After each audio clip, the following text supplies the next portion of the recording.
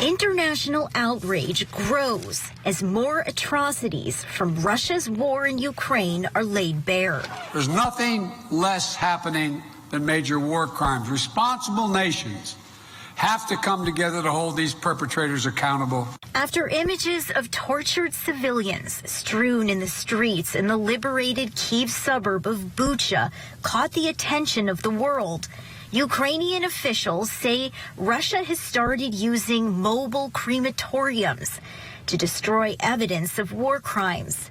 Mariupol's mayor is calling it the new Auschwitz. Potential witnesses are being identified through filtration camps, according to a security officer who spoke with Newsy. There are several Russian filtration camps, and the biggest is near the Mariupol city.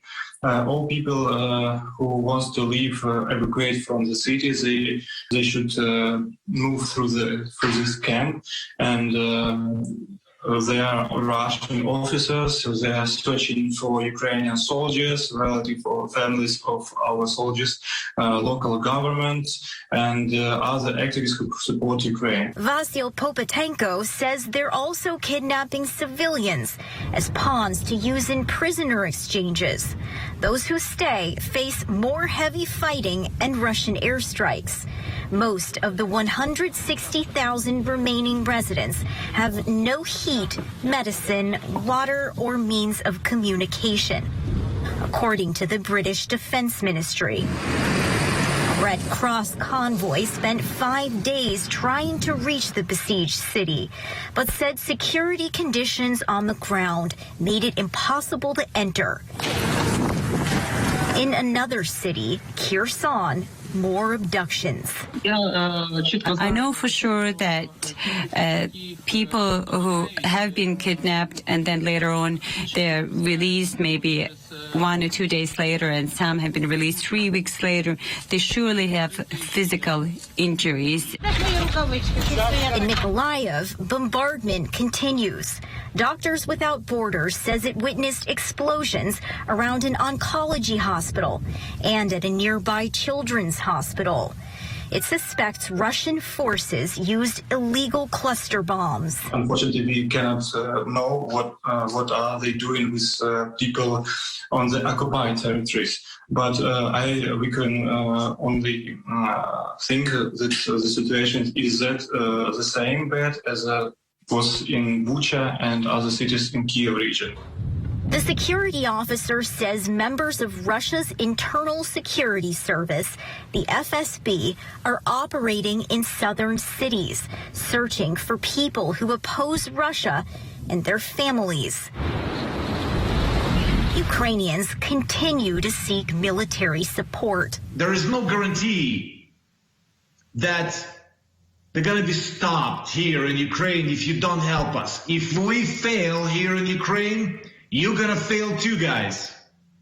Because these imperialistic ambitions are bigger than you think. The Pentagon warns that Ukraine's eastern regions of Luhansk and Donetsk could see violence intensify. And as Russian troops prioritize the area, civilians are forced to flee. Sasha Ingber, Newsy, Washington.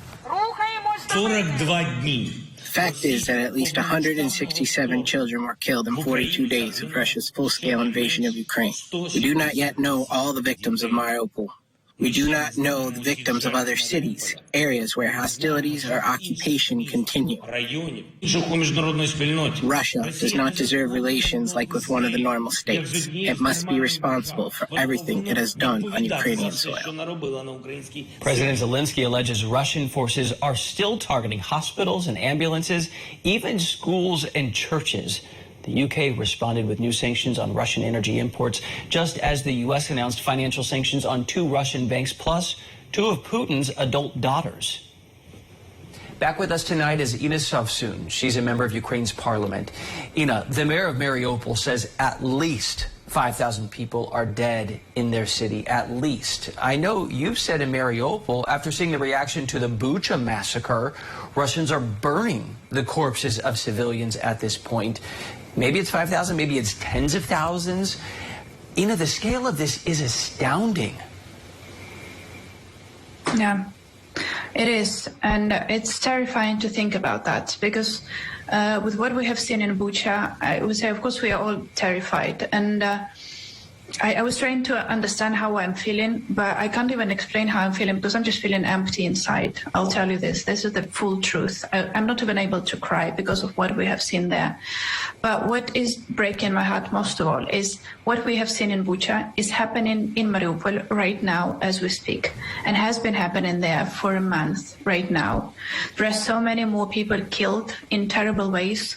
There are so many more reports about rape being committed.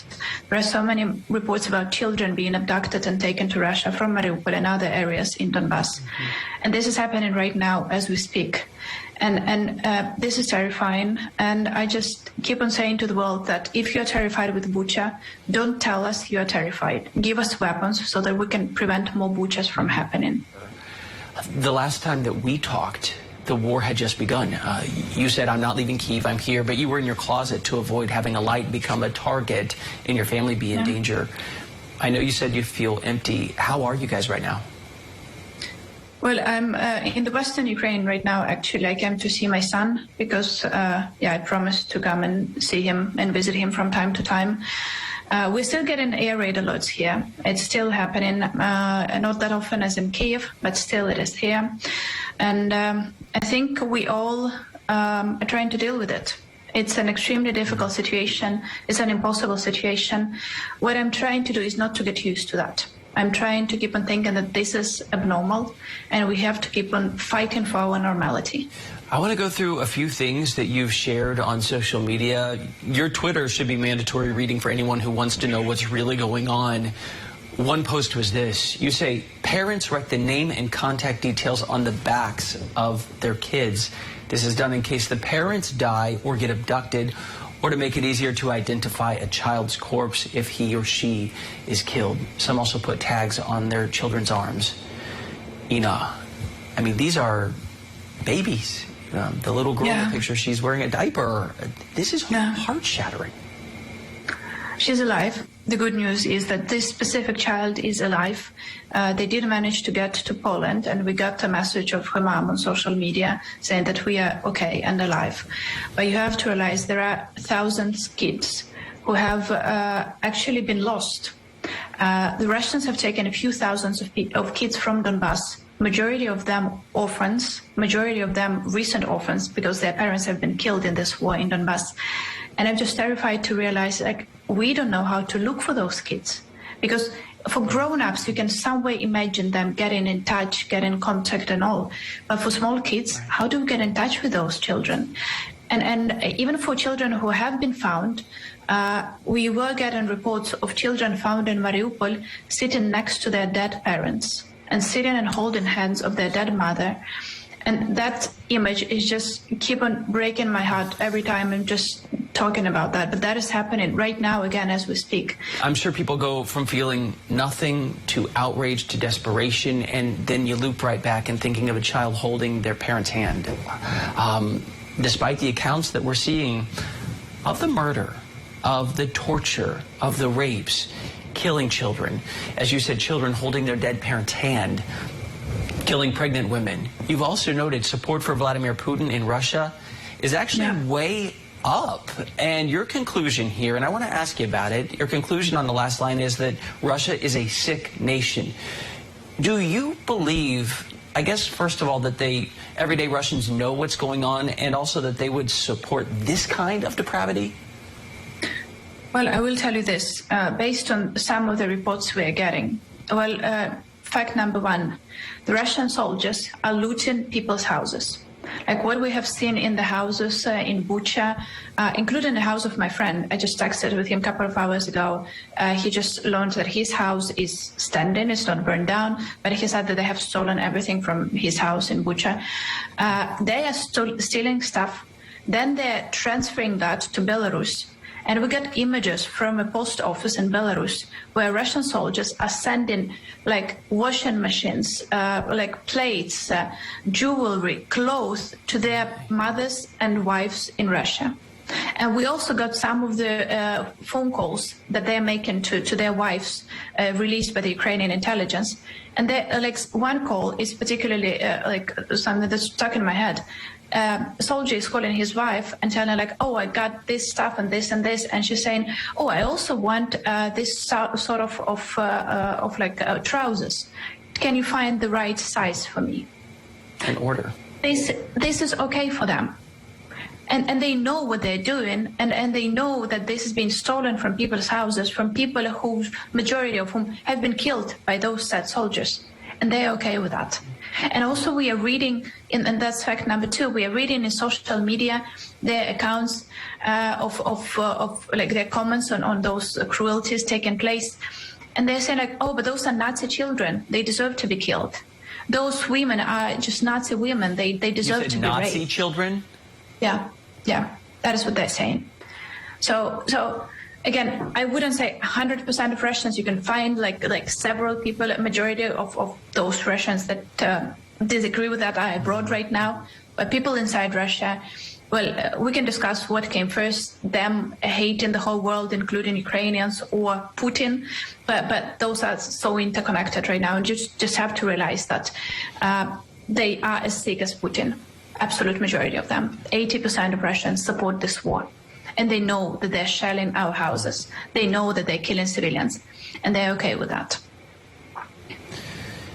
Ina Sovsun, I know that right now in the middle of the night in Western Ukraine, being on TV talking about these horrible stories is not what you want to do, but it's what you feel you have to do. Yeah. And that's because I'm glad you and your family are okay right now, but there are so many families that aren't. And I know that's why you're here. Yeah. Thank you, Ina. Yeah, thank you for having me. Thanks.